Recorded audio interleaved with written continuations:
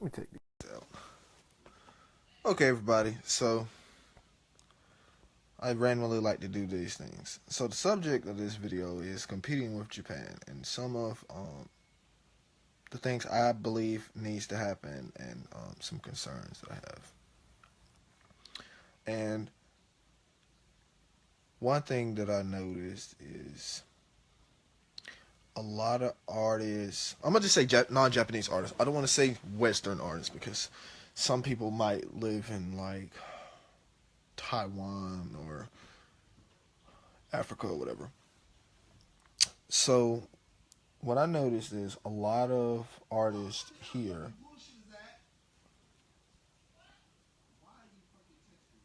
Hey, stop cussing so loud. I'm trying to do a live stream. Anyway, ignore my brother's loud cussing if y'all can hear that.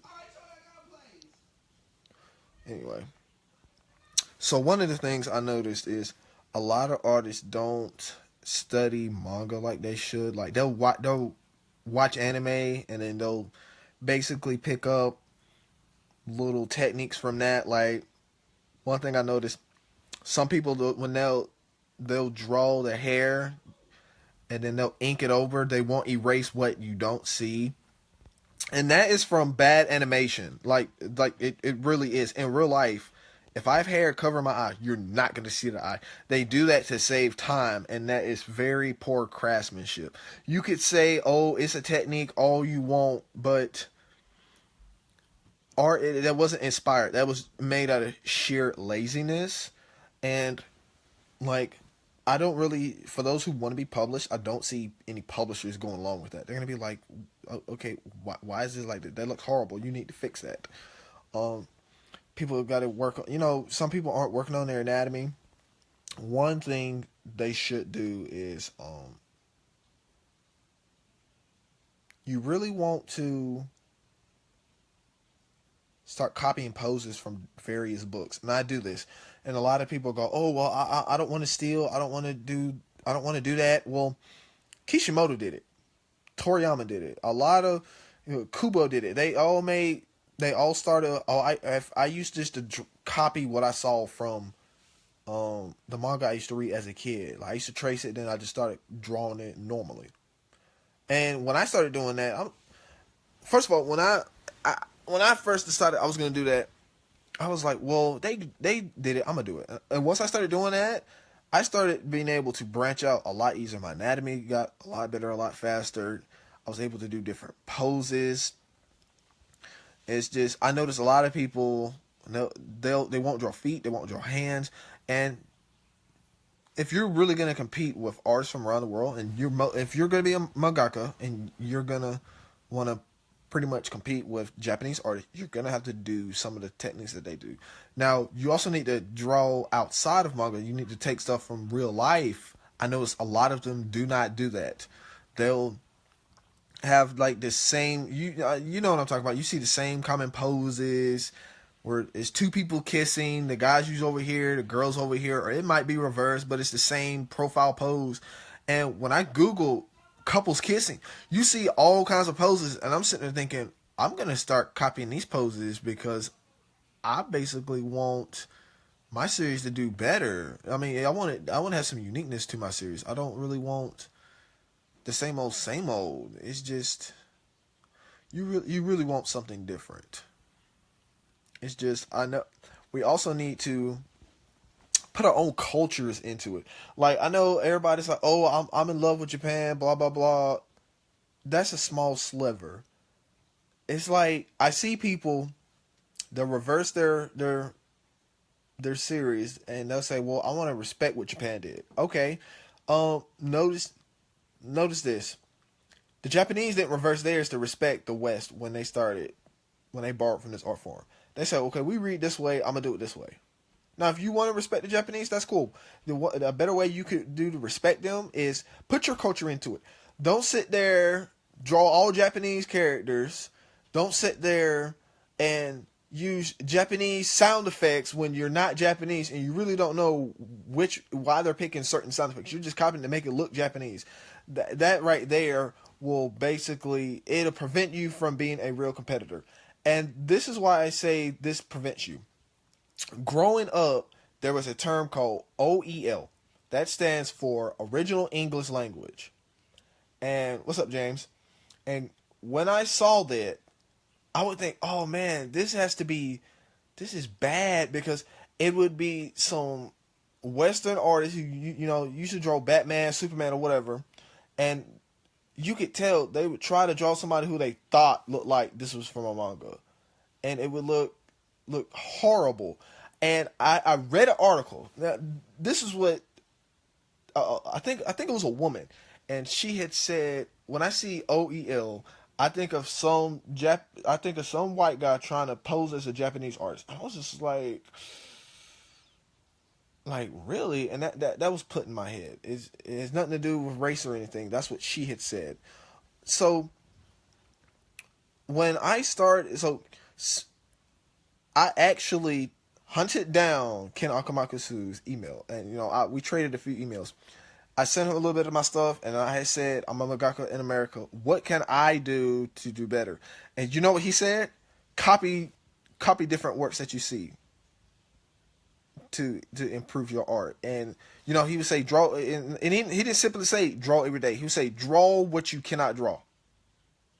So that was about 4 or 5 years ago, and I've been doing that ever since. Another way we all could compete is, other than just saying, hey, join my page, look at my page, promote somebody else's page. I do that sometimes. I even go as far as to defend my competitor from North Carolina. Like like somebody had said something so blatantly stupid in his comment section on YouTube to where I stood up for him.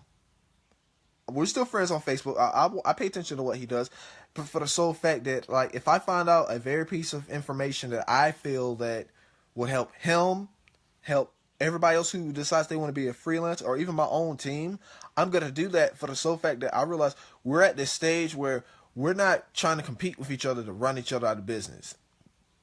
We're too small to do that. It's like we're in the Wild West. It's like back in those days, for those who don't go in America, U.S. government used to give away land. So people just run and get their own plots. Now it's very competitive. So basically, we're just looking at this great plane of all these artists just sitting there. We're just like, you know what? I could build a business from this, or I could self-publish and get an audience. Now, everybody cannot be a publisher, and everybody cannot be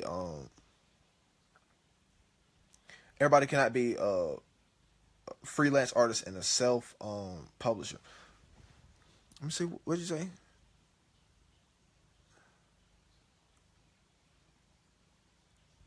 You're right, James. I agree. I agree with that.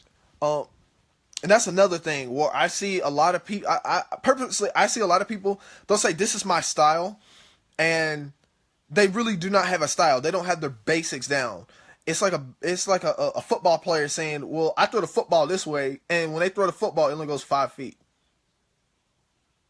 It's like,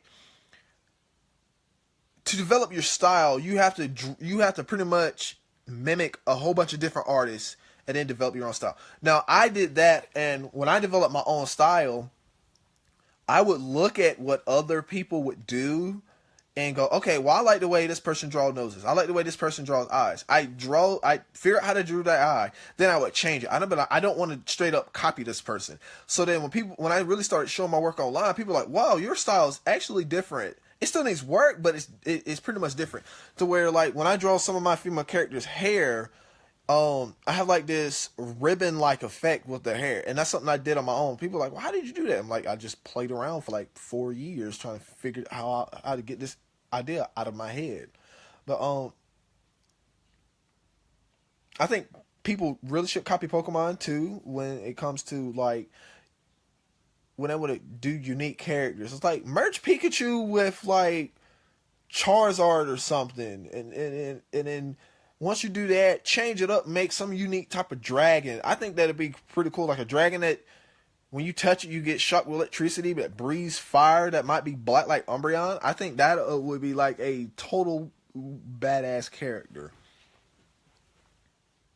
Another thing is we need we pretty much need more of our own media. Like, we got Anime News Network, which is cool and all, but they haven't made the jump to video. And I'm just like, well, I'm going to start doing interviews on my YouTube channel when I go to cons. And because there may be like a few other YouTube channels that do this, but other than Anime News Network and I guess you would say Anime Now, there's not really any real news that we're providing for ourselves. Now, you do get those YouTubers who will sit there, read Anime News Network, and just state their opinion, but that's nothing new. And a lot of them are just regurgitating or rereading the article and just to make a quick buck, and they're not really doing anything new. Now, back to my point where I said everybody can't be a self-publisher or freelance. That has been around since Mega Tokyo. Mega Tokyo is a comic where I think they lived in Japan and they were the first to make the jump from the internet to a book. This was back in the early 90s. This is pre MySpace. There was back then there was a website like Temptastic. It was called onlinecomics.com, and then it was also called onlinecomics.net. They had two domains that led to the same website. And basically the difference was you would pick different comics you wanted to go to, like mature, romance, fighting, etc., and it would go to different people's sites. And these people, they would build up their following. But after that site died, I can't even find these I can't find none of these comics. Or people give up because it's like, okay, they're not making no money from it. They decide they want to go work for somebody else. Now, I would see some people, they would team up and they would work together to put out their series, which is pretty good.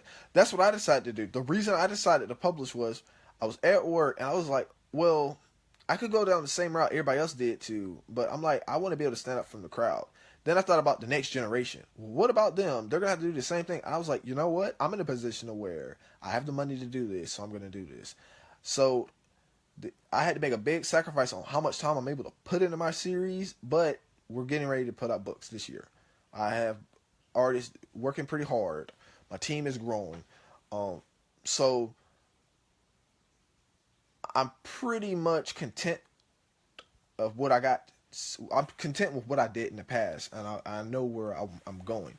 Another reason I had to do it is Shonen Jump is not going to hire. Koei, Viz, and all of them, they're not hiring outside of Japan. The only company I think doing that is Viz. Now, some girl told me Marvel has a manga section, but I was like, really? I didn't know what to think. They don't ever advertise it. I was like, I think this is a joke. I don't really think that they're serious. So I'm not gonna take them serious. I'm just gonna go over here and do my own thing. I noticed another thing that people don't do is they don't look up lesser known series. They'll say, okay, like for instance, I had one artist, he sent me his work, and I was looking at it, and I could tell he read One Piece. I was like, oh, okay. I said, what other inspirations do you have other than One Piece? And he was like, none. I just want to make something like One Piece. Okay, but One Piece started off as a pirate manga, as a story. So you're going to make a pirate manga? Oh, no, mine's not about pirates. It's about this and this. And I say, okay, you're drawing inspiration from something else. And he just wanted to basically, I think there's a comic out there that's getting flack for being too much like Naruto now. He was basically doing something similar. Another thing is, people got to understand, you have to respect trademarks. Now, on my site, I posted up a comic that it is a doujin that some girl had made for Dragon Ball, and she's doing it for fun. It's like, there's no money, you can read it for free. I link all of the stuff back to her page just to help her grow. But like, when I told somebody to submit something, they submitted something with War Machine, and the character was wearing Superman's symbol, the Superman logo. And I had said, if we're going to take this series seriously, you have to rechange War Machine, and you have to get rid of the Superman logo. And he was like, but I like the Superman logo. And he's like, oh, my character's not War Machine. So at this point in time, I sent him a image of War Machine and said, this is 99% 9% War Machine. I had to show another character that he drew a so-called an original character, and it was 99% Hinata. Like, when he showed the picture, it had no caption. I said, oh, pretty cool Hinata drawing. He's like, it's not Hinata. She's original. The only difference I noticed was the age. I was like, she has white skin, purple hair, that same glossy eyes like Hinata has. And I posted up a picture of Hinata, and I said, the only difference is age. And I said, it looks like Hinata. I said, you got to do something a little bit more unique. And then other people started defending, like, oh, well, he even though he does like Naruto, it's his original character. And I'm just like, okay, but if I'm an artist and I think you rip somebody off, if you get sent to court due to the show and jump saying you ripped up their character, non-artists are gonna look at your character and be like, yeah, you stole that. That's very obvious. There have been cases. There was a case with Kung Fu Panda, and I did YouTube about this, where the guy had said Kung Fu Panda ripped him off, and his stuff looked very similar to theirs, even though he lied. I'm like, you really need to, if you have a character and it looks like Superman, acts like Superman, and people think it's Superman, change your character. Change their race, change their hair, change their costume. You have to do something else to show that your character's different.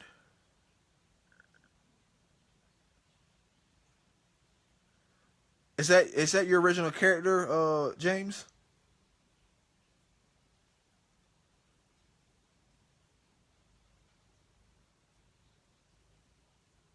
Because I knew a guy. I knew a guy. He drew. He would draw a lot of people that looked like Hellsing. He had the same issue. There was another artist where I would say, I'm not gonna say this artist's name, but a lot of people say his art looks like I can't remember. It looked like another jump art. Like they said a lot of his stuff looked like Bleach. When I looked at Bleach and I looked at this artist's work, I was like, okay, I can see the Bleach in it, but I can tell that this is not Tate Kubo. This is a completely different artist. So and it turns out it was a lot of artists who couldn't even draw feet. That's another thing. When you're drawing your series, you need to follow by a basic rule. Every 5 pages, you need to have a full figure drawing of a character, because a lot of it does look amateurish. And it's like, go open up a Superman comic, go open up any manga. You eventually will see a full body character. And I had an artist who did not like this, and he was like, oh, I'm not going out and really counting that. But then I said, some of your chapters what people didn't like as much, notice how you never showed feet. It's like, especially if you're doing a manga where it's action based and you have a lot of battles in it. I'm like, if your characters are only punching like it's boxing, okay, but you need to show different angles. It's like if I move my phone over here, over, or like even right here, you get a different angle. It's like a lot of people will have their character like this, or their head like this, and might show the back of their head, and they don't really. It's mostly a bunch of profile views or portraits, and they say, "Well, this is my style." Hide if you cannot draw something. Do not hide behind the whole "this is my style" argument, because I've rejected so many people where I'm like, you need to show hands. And it's like, well, I showed a hand one time. I said, okay, but these people are hugging and I don't see no hands throughout the entire 30-page chapter. And he was like, well, that's my style. I'm like, okay. And I quietly said to myself, well, your style is a lack of ability, and I'm not going to put my money behind that. So got pushed off to the side, and I went on to the next series. So it's like as artists, we have to stop making excuses. Now, I even tell my team, if you see one of my pages and you think I can do better, say so. Be like, Sinclair, you could do better. I had an editor reject 11 of my pages. She was like, you can do better than this. I was like, I don't really have to do these pages. But you know what I did?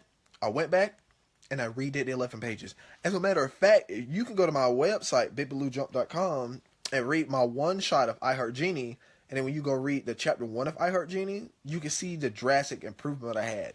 And the one shot that's online is actually a remake of another one shot that I did that I didn't finish. I decided I could do better. So I'm like, okay, I wanted to do better. So I started over. And you can tell by the main character's hair, if I ever post it, like, my main character's hair is based off Goku's, but it doesn't look like Goku's. I was like, okay, I want spiky hair like Goku's when it's black, but it has to look completely different than Goku's. And then I decided to, I used a brush pen for his hair to give it like a nice little shiny effect after it's been washed or gelled or whatever. To differentiate my character. Now, when you see Jabari, you're going to know this is not like Goku. But now you look at his hair, you're like, okay, his spiky hair like Goku. But it has like slightly moved him, and it's not all straight lines. That's something else I had did. Another way we compete is different line thickness. Now, I notice a lot of people, they'll use one pen for all the lines. For me personally, I had decided one of the rules for my style is when I do hair, the hair lines are going to be thicker and the clothes lines are going to be thicker than like for their face and their body. So for instance, in my second chapter, the guys are just wearing towels, and the towels, when you look at the towels, I did this fuzzy effect with my pen, little short lines, but their lines are thicker than the lines for like their hands and everything else, and that's because hair, I wanted to give more depth to the hair. If you use, let's say you use a micron pen and you use 0.8 for all your lines, your art's going to look a little bit flat. You want to kind of give it a little bit of depth to it. That's another thing that a lot of the Japanese artists don't do that Americans usually do. I'm not saying every, but this is what I've noticed as a constant. For like instance, if you go and you watch someone draw the Hulk and it's just pen and ink, you can tell the depth and like the circular parts of his muscles, where the light is and where it isn't. The manga is mostly nice, clean, thin lines because they're going to use screen tones over. But even when you're using screen tones, there's some who just basically just use screen tones to fill it in for quickness. That's usually done with some weekly manga. Or those who, they use depth for their screen tones. It's like you can tell that the girl's head's round. They use screen tones for like the shadows or whatever, even for their dark skinned characters. Yeah, I'm with you, James. You really have to do a mixture. If you don't, you're gonna be static. And we always have, and for everyone watching this video, you always have to constantly push yourself. If you don't constantly push yourself, you're never going to improve. There's one artist, it's a Latino guy. I can't remember his name. I really don't want to put people on the spot like that. He would draw full figured characters, and all his characters, he suffered from same face. Now, for some of y'all who don't know what same face is all your character have the same head shape, same eyes, nose, and mouth, and the only difference you really do to it is their hair. To where, like, all right, for example, if you take Son Goku and you take Tien Shinhan, and you get rid of Goku's hair, make him bald, and then cut off everything but their neck, and you remove Tien's eyeball, they have that same face. They have the bases of their face are the same. But the reason Toriyama didn't suffer from the same face, those are the only two characters like that. Tien has that eyeball, Goku has hair, Tien doesn't. They had different bodies and everything. And I didn't even know that until someone else had pointed it out. So I had challenged this guy. I had said, okay, well, all your characters are in the same area. He doesn't study anatomy. People will give him, they would just say, oh, try this angle. And every kind constructive criticism and piece of advice he got, he would always run back to, well, this is my style. And he thought people were picking at him. Like, there was this big argument, and then one guy had said something that perked my interest. He had said, I've been following your art for about 5 years, and you have not improved at all. And I was like, okay, that was harsh. So, I wanted to rebuff what that guy had said. So I looked at the guy's latest piece of work, and it was 2015 at the time. I went back to the guy's first art from 2011, and then I was shocked. The other guy was right. I was like, this dude has not improved at all. It's like, your coloring is still the same. Where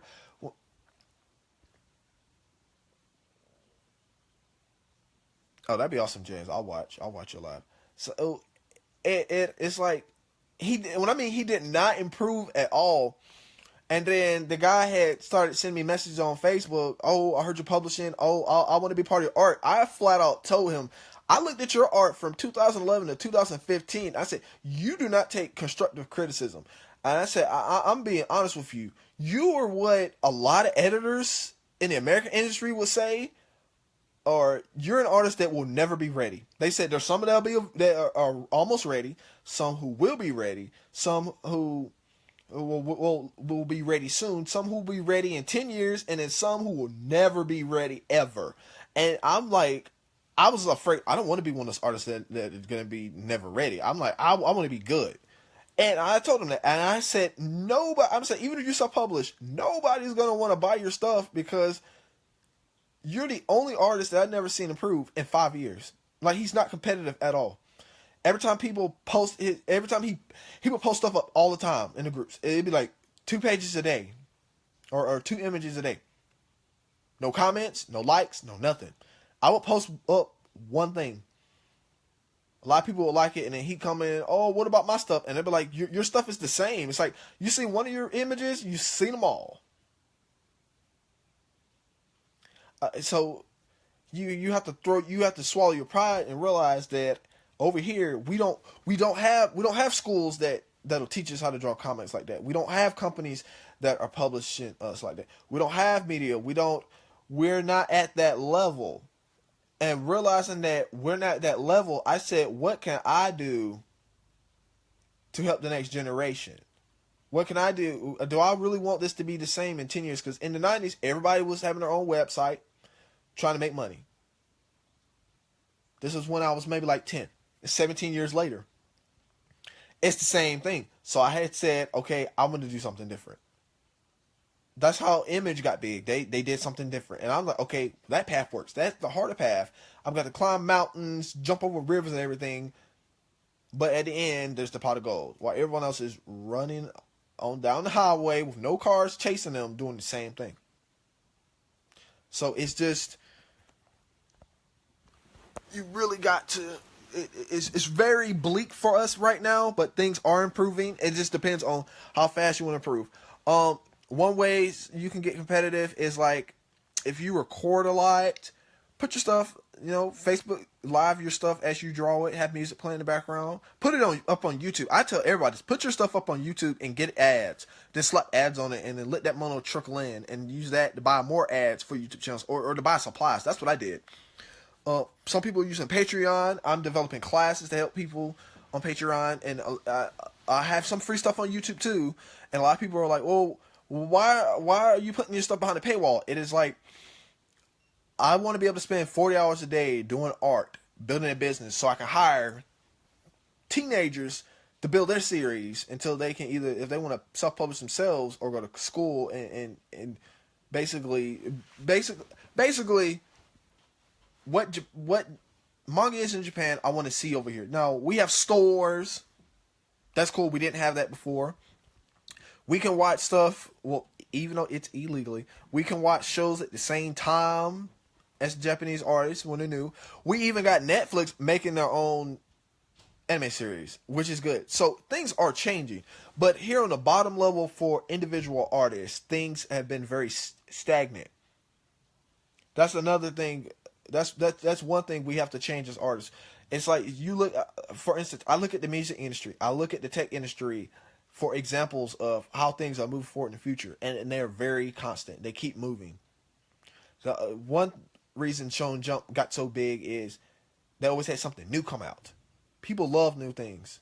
Now people respect older things like antique cars and everything and art, but when something is new, people lose their mind. They're like, oh my gosh, I gotta have it. That's why people are like, I need my next chapter of One Piece. I need my next chapter of Boruto or whatever that they're reading. Now understand that there is a trade-off. Everybody may not want to sacrifice their entire life to draw a manga.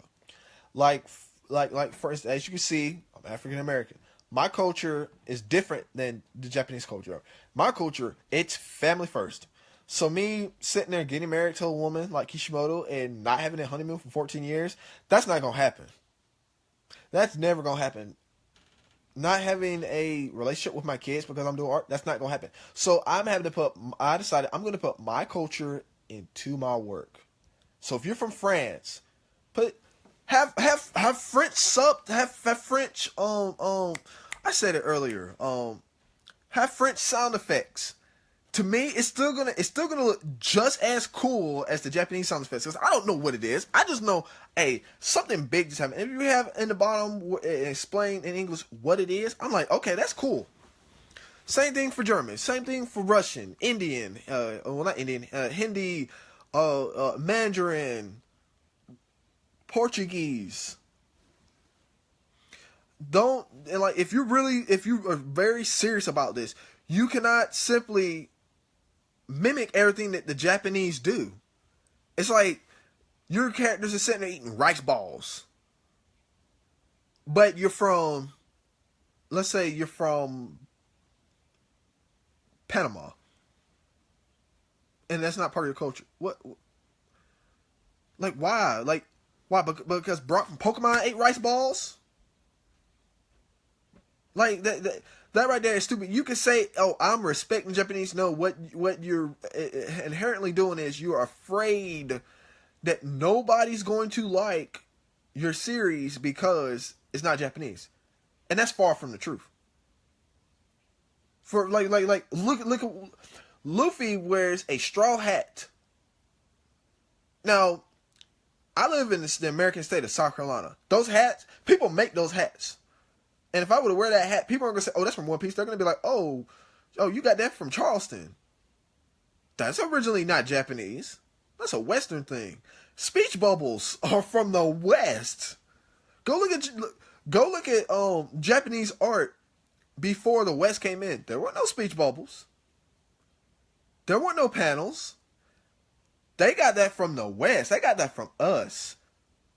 So don't sit there and think that because it's not Japanese, you're not going to be able to have people that like your stuff. That is completely wrong.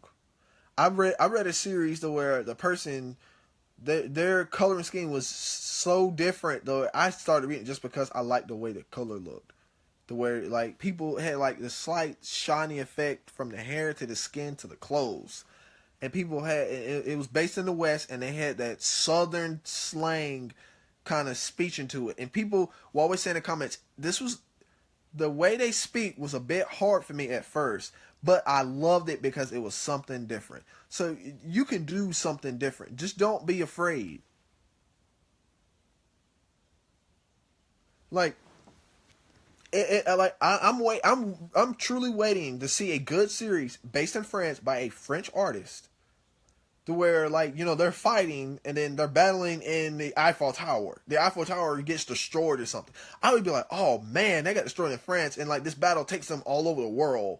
Where they show London, they show LA, they show Beijing, they show Seoul, they show Tokyo.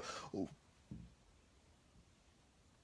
Because one way we're eventually going to beat the Japanese is that the fact that we're all trying to make audiences that are globally based. The Japanese, they're focused on one little circle. They're like the Austrians. They're putting their head down. They're focused just on the Japanese market.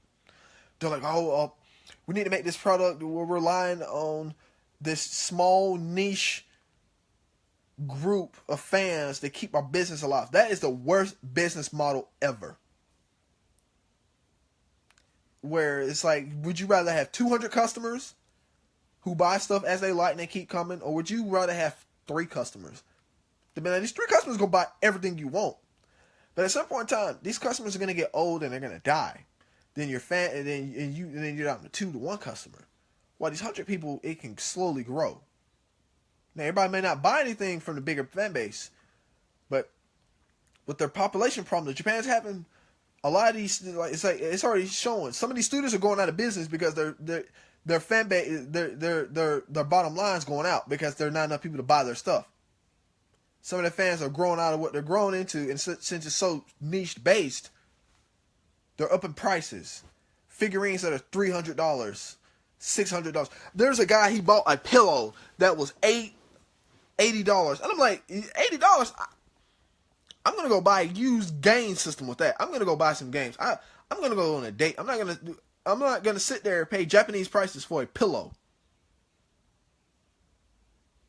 So if you really focus on the Japanese, and I haven't told nobody to do this. These are the 3 things that I'm doing.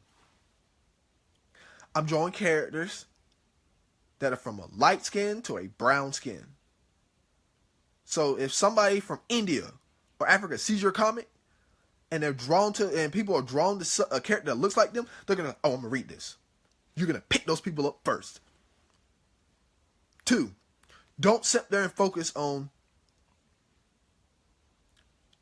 I'm about to lose it. Constantly improve. Put your own culture into it, because that makes it relatable. If you're from South Africa and you see a comic by a South African and they have jokes and stuff that you can relate to, you're gonna follow that to the letter. I see some of the stuff that the Japanese laugh about. I don't understand it. This is why you don't really see many Japanese gag manga come over here. It's just not built for everybody. I don't understand half the stuff you say. And here's an example. Go watch a black American comedian that's African American and just listen to the whole stand-up. He's going to have some jokes about white people that if you're not African American like me, you're not going to get. You're going to be like, oh, okay. And that's how it is with me when it comes to some of the things that the Japanese are saying. It's just like, I don't understand this. I really don't care. This is why shows like when Love Hina would come, he see a girl half naked or see her underwear and you punch, because that's a type of joke that's relatable globally, or at least from the West and the cultures that we influenced. So remember, draw characters where people from anywhere can relate to your series. Put your own culture into it. 3, This is the big one. Now, for some of you, you're not gonna like this. Some of you probably have not thought about this, but I have. Be a celebrity artist, and this is why. The first manga I like I stated earlier, the first manga I read was Love Hina. I was like, oh, that was what made me become a mangaka. That when I was teen, so I'm like, this is what I want to do for the rest of my life. So when he ended that, I was a bit sad. Then he made Nejima. I bought it because it was Ken Akamakusu. Then he had another series called A I Love. I think it was A I Love You or something like that. I bought it because it was Ken Akamakusu. I wasn't just a Love Hina fan. I was a Ken Akamakusu fan. When he was on CNN, I tuned in because it was Ken Akamakusu.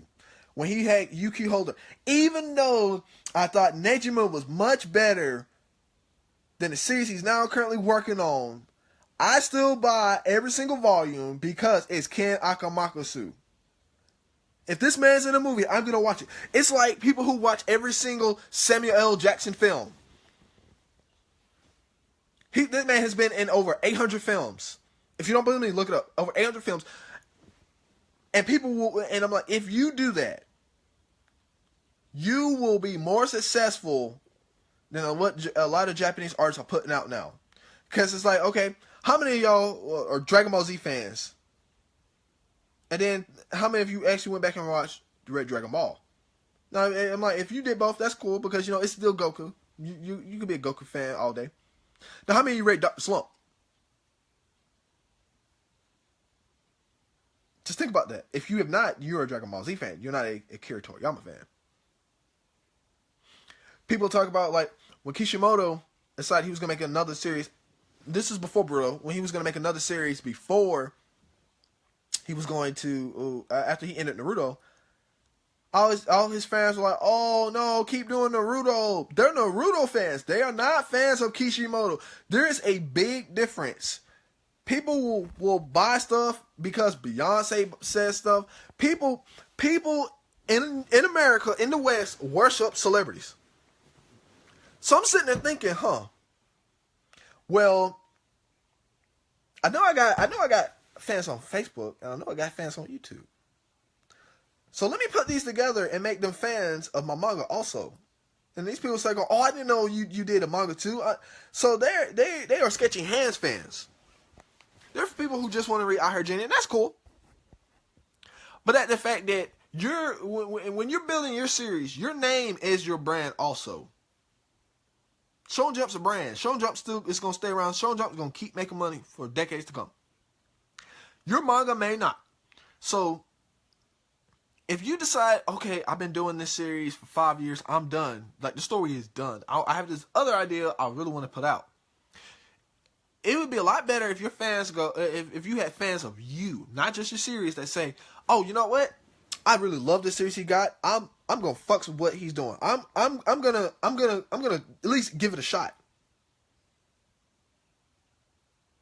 This happens in the music industry. I realized this watching music videos. I was like, people are just. I'm like, I don't like Beyonce's music. But people are buying it because it's Beyonce.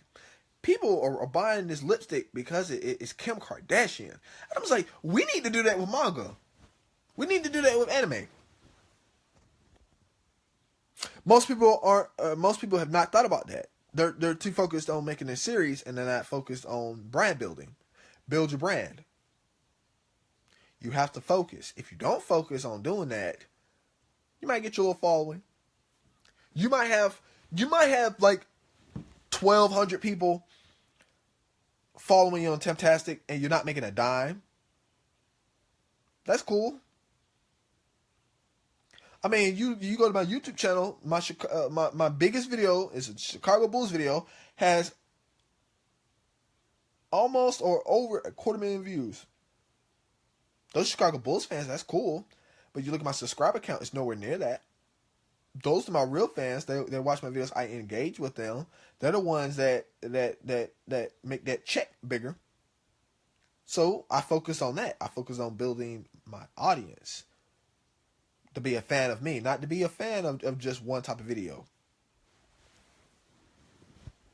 So I'm getting ready to get out of here for this. Remember, be a celebrity artist. Have a diverse cast. Put your own culture into your work. There are thousands of cultures out there. We all fell in love with the Japanese culture because of this art form. So I think it's time for people to fall in love with your culture too. Because that's what the Japanese are doing.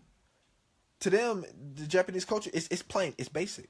To me, American culture is basic. I live in it every day. Japanese culture is exotic.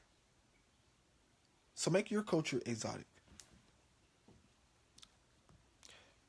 So, until then, y'all, I really like these rants. I'll probably post these up on my YouTube channel later.